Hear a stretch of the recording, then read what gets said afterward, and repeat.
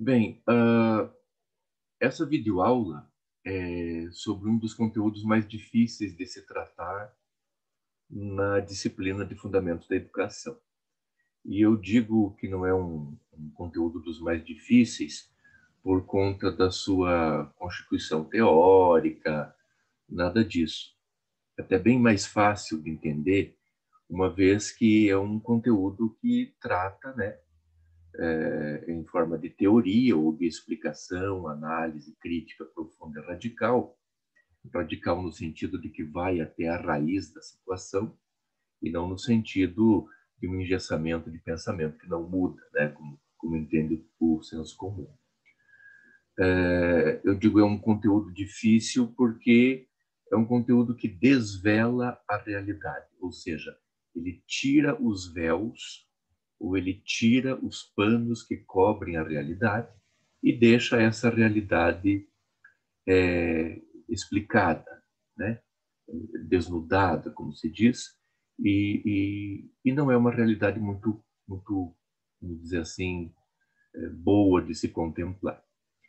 O tema da videoaula é toyotismo, neoliberalismo e precarização.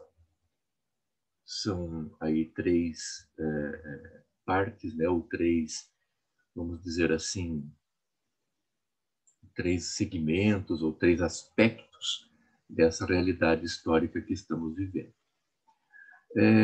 Eu acho interessante sempre fazer alguns comentários que nos ajudam a entender um pouco melhor também a nossa condição, o nosso papel de cientistas e de intelectuais no campo das humanidades, no campo da pedagogia e da educação, como é o nosso caso específico aqui no curso de pedagogia. Nós, intelectuais, somos uns sofredores. A gente estuda, por exemplo, nessa disciplina, pegamos aí Rousseau, pegamos Marx, pegamos uma série de pensadores, e quando a gente lê as suas teorias, suas produções, a gente não faz ideia do quanto esses sujeitos sofreram ao longo de suas vidas, justamente por se dedicarem ao estudo da sociedade, da sua constituição, da desigualdade entre as pessoas, dos mecanismos todos, né, que constituem os quadros políticos, econômicos e por aí afora. Uma leitura de boas biografias desses sujeitos fica aqui como sugestão. E essa relação nossa com o conhecimento é um problema já antigo, analisado há muito tempo. E ele está presente na literatura, na mitologia antiga. Se vocês pegarem a mitologia, por exemplo, o Odin, na mitologia nórdica, tinha interesse em conhecer todas as coisas. E havia um poço, o chamado Poço do Conhecimento, ficava ali à sombra do Yggdrasil, que era o eixo, né, do universo que ligava o mundo dos homens ao mundo dos deuses. Uma árvore muito frondosa. Na sombra dessa árvore tinha, então, o Poço do Conhecimento, guardado por um gigante chamado Mimir. E o Odin sabia que aquele que mirasse o interior do poço teria todo o conhecimento do mundo. Mas isso custaria caro. Aquele que mirasse o poço teria o conhecimento, mas ficaria cego. Então Odin foi lá e tampou um dos olhos, mirou o poço apenas com um olho, ficou cego daquele olho e teve metade do conhecimento de todo o universo. Tornou-se o mais sábio dos deuses, mas pagou um preço bastante caro por isso. Então, o conhecimento custa caro. Na mitologia judaica, que está aí no livro do Gênesis, na Bíblia, temos outro exemplo. A árvore do conhecimento. Para conhecer sobre o bem e o mal, a fim de entendê-los e distingui-los, né, Adão e a Eva tiveram que comer o fruto proibido, que é ali uma representação do conhecimento sobre o bem e o mal. E ao fazerem isso foram expulsos do paraíso, quer dizer, perderam aquela vida tranquila que tinham. O conhecimento nos rouba algumas ingenuidades, nos rouba algumas tranquilidades. Esse é um preço que se paga, né? E aquele que se dedica aos estudos se depara com muitas maravilhas e tem o seu coração muitas vezes cheio de energia e de esperança, mas também se depara com as tristezas da realidade. Para encerrar, saindo da mitologia para a filosofia, nós temos um pré-socrático, Heráclito, que disse que não morreu feliz aquele que chegou a conhecer as causas das coisas. Quer dizer, aquele que chegou a conhecer por que as coisas são como são, não passou a não ser mais tão feliz como era antes, vamos dizer assim. Há muito debate hoje sobre o quanto os intelectuais, os cientistas adoecem em função do seu trabalho e o quanto esse adoecimento se intensifica por conta do desmerecimento do trabalho dos cientistas e dos intelectuais num período em que o obscurantismo e a não ciência são promovidos, né, como produtos de mercado e às vezes até como políticas de governo. É o caso de coaches, é o caso de terraplanistas, é o caso desse pessoal anti-vacina, né? E de lideranças de cenário nacional que diz que intelectuais de determinada vertente teórico-metodológica têm que ser expulsos, presos, mortos e por aí adiante. Mas, enfim, feita essa reflexão toda sobre a nossa relação com o conhecimento, eu passo agora ao conteúdo dessa nossa videoaula, e que é um conteúdo que encerra o programa da disciplina de Fundamentos da Educação 2, aqui no segundo ano do curso de Pedagogia. Eu vou passar os nossos slides e, após essa exposição, a gente pode bater um papo aí sobre os nossos entendimentos, as nossas percepções a respeito disso. Eu vou pedir a vocês que, gentilmente, confirmem para mim se estão visualizando bem e se estão ouvindo bem Sim.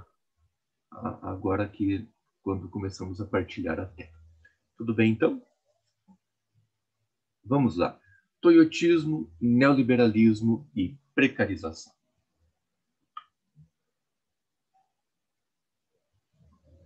Nós estudamos recentemente, nessa disciplina que é dedicada à análise da constituição da modernidade,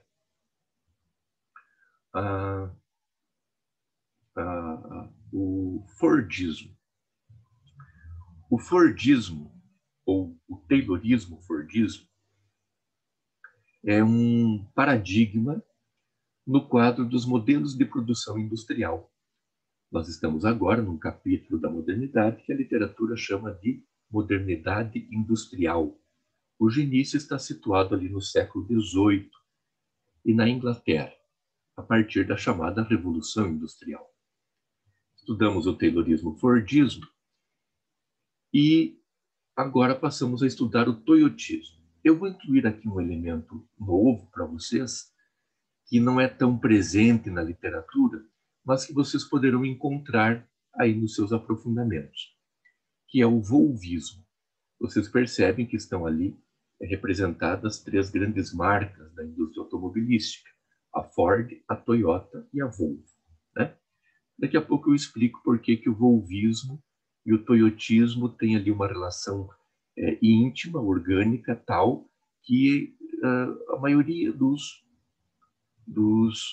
pesquisadores da área preferem nem fazer tanto menção ao volvismo, porque entendem que o que alguns chamam de volvismo já integra o que se teoriza como toyotismo. Vamos lá. Relembrando, o Taylorismo-Fordismo é um sistema mecânico de produção. O toyotismo é caracterizado como um sistema elétrico e o volvismo como um sistema eletrônico de produção. Vejam que, na medida em que se avança nesses modelos de produção industrial, elementos tecnológicos novos são incorporados aos processos de produção. No caso do Taylorismo-Fordismo, predominantemente mecânico, ou até exclusivamente mecânico. No Toyotismo, já temos os componentes elétricos, e no Volvismo, os componentes eletrônicos.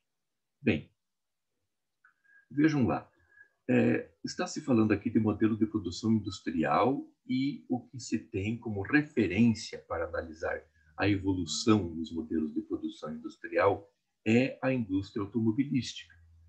Porém, não é apenas nos automóveis que essa evolução é percebida, verificada, materializada. Desde os liquidificadores, tudo acaba tendo essa mesma evolução.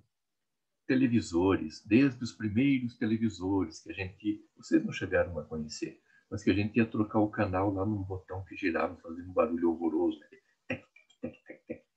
Até hoje, quando você consegue, a partir do console de um videogame, que está tudo organicamente, inteligentemente, né, configurado como uma coisa só, né, você consegue, às vezes por comando de voz, mudar os canais de televisão.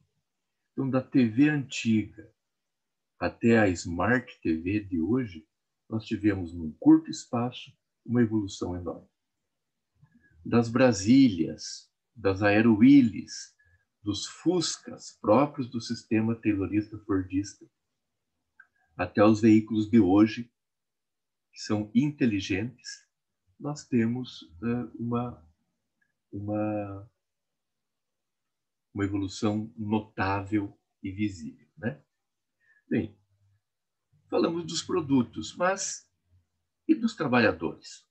Que são esses sujeitos educados para atuarem na indústria, ou seja, para atuarem no mundo do trabalho, considerando-se os respectivos momentos de produção ou de evolução dos meios de produção da vida material. No Taylorismo-Fordismo, o trabalhador age sozinho. Vocês assistiram, com certeza, Tempos Modernos de Chaplin. Lá vocês veem o sujeito na esteira de produção agindo sozinho, dia após dia, num mesmo movimento repetitivo. Ele tem uma relação mecânica com o trabalho dele, mecânica e parcelada. Já no sistema toyotista, e abrangendo agora o volvista, os trabalhadores agem em grupos, em células de produção, né? Eles não têm mais uma única função repetitiva, diária ao longo do tempo. Essas funções repetitivas, diárias, muito básicas, já são feitas por sistemas autônomos ou automatizados, que são os robôs. E os sujeitos já têm umas funções, né? Os trabalhadores humanos já têm umas funções um pouco mais refinadas. Eles são responsáveis por programação, por controle, né? Já tem uma atividade intelectual maior envolvida aí no seu trabalho. Diz-se que o trabalho se torna mais inteligente a partir da instalação do toyotismo. Bem, mas no toyotismo e no fordismo, os trabalhadores ainda dependem de um supervisor central, quer dizer, de um centro inteligente que supervisione o trabalho e que controle toda a produção ou toda a dinâmica do trabalho. Esse supervisor central é responsável pelo gerenciamento do tempo, do movimento, do espaço, dos recursos todos necessários ali, né? Sejam os insumos, sejam as ferramentas e por aí afora. Já na forma mais atualizada do toyotismo, nós temos os trabalhadores tomando as decisões. E aqui nós vamos nos deter um pouquinho, e é para este momento que eu chamo principalmente a atenção de vocês. Vejam que o chamado mercado de trabalho, eu não gosto dessa expressão, eu prefiro o mundo do trabalho, mas o mercado do trabalho, que é como chamam os operadores do mundo produtivo sempre fazem esse alerta de que o mercado está mais exigente e que é preciso desenvolver novas habilidades e competências. Para quê? Para que lá no mercado de trabalho você seja criativo, você seja inovador. Essa criatividade, essa capacidade de inovação está diretamente relacionada a essa necessidade de tomada de decisões. Então, os problemas, as necessidades de inovação, que antes dependiam de um supervisor central e eram executadas pelos trabalhadores, agora são pensadas, decididas, desenvolvidas, testadas e inseridas no sistema de produção e nos próprios produtos pelos próprios trabalhadores. Então, nas células de produção, se produz, além da mercadoria, né? Além dos itens de consumo, se produz também tecnologia, ou seja, se produz conhecimento. E aí, as marcas hoje vendem não somente o produto, mas também a tecnologia relacionada àquele produto. Tanto que há automóveis, por exemplo, que você não consegue mais obter regulagens, consertos nas oficinas comuns que nós temos em todos os lugares. Há automóveis que dependem da operação exclusiva dos sujeitos que estão empregados nas concessionárias. E aí o consumidor que compra determinado carro fica preso à concessionária daquela marca, porque somente lá conseguem disponibilizar a tecnologia para esse veículo.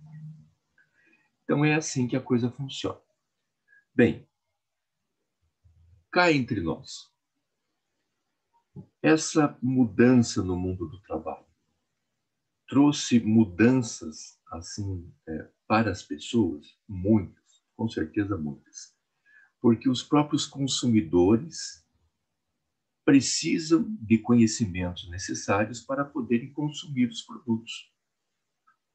É muito comum nós vermos pessoas se atrapalhando hoje para lidarem com as suas TVs inteligentes nas suas casas. É muito comum a gente verificar pessoas um pouco aflitas porque não conseguem entender totalmente os sistemas dos próprios veículos que estão dirigindo.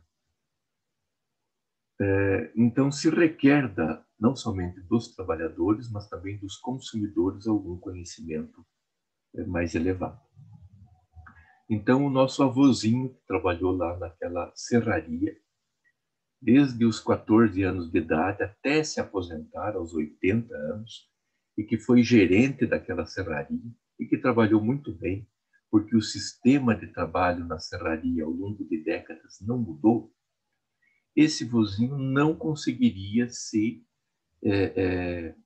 colocar no trabalho, numa serraria mesmo, moderna, computadorizada, como as que se tem hoje em dia.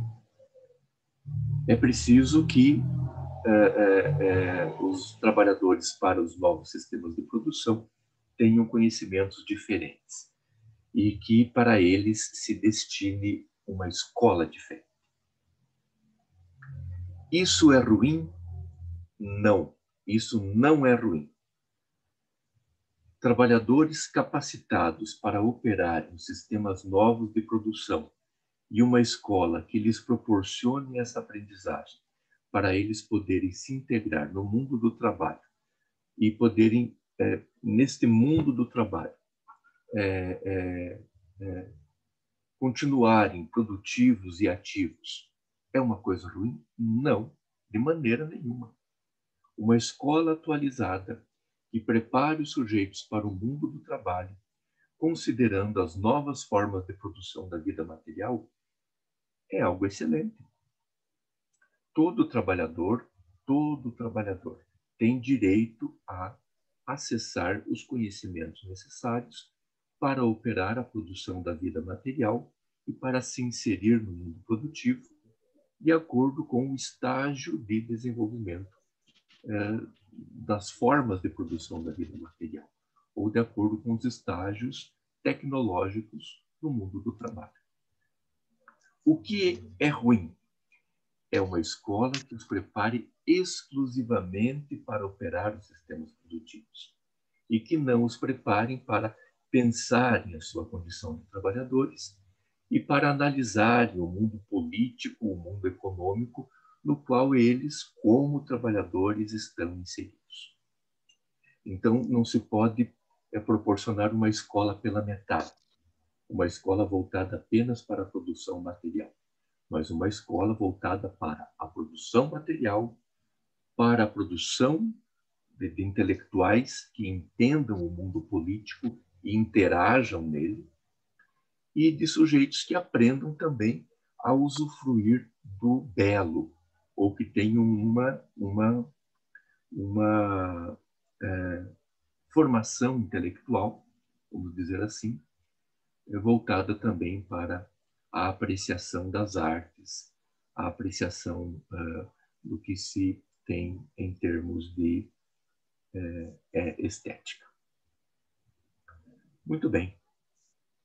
Quando eu faço essa observação de como seria essa escola completa, voltada para o trabalho, para a política e para as artes, vamos dizer assim, eu falo da escola nos moldes da pedagogia revolucionária. Eu falo da escola única do trabalho de Gramsci. Eu falo da escola politécnica de Nadia Krupskaya. Eu falo da escola mais evoluída e mais completa. Falando de escola, vocês vejam que quando impera o sistema taylorista-fordista, nós temos uma escola que ensina o controle do tempo e do espaço. E vocês entenderão os fundamentos dessa escola voltando, por exemplo, ali nos conteúdos que tivemos há algumas semanas, quando tratamos do taylorismo-fordismo. A escola para esse tempo é diferente. Ela tem currículos que incluem relações humanas, criatividade, formação continuada e uma série de outros itens que estão aí presentes e que levam ao desenvolvimento das habilidades e competências. Habilidades e competências são termos bastante presentes nos projetos político-pedagógicos das escolas atualmente. Muito bem. Eu acho que com essa exposição nós conseguimos diferenciar o taylorismo-fordismo, chamado modo rígido de produção, do chamado modo flexível de produção, que é caracterizado no modelo industrial do toyotismo e também do volvismo. Ok? Nós temos um limitador aqui de tempo no Zoom e eu acho que eu vou ter que convidar vocês para retornar. Eu vou lhes enviar um novo endereço e aí nós continuaremos a partir de onde paramos agora na sequência. Tudo bem?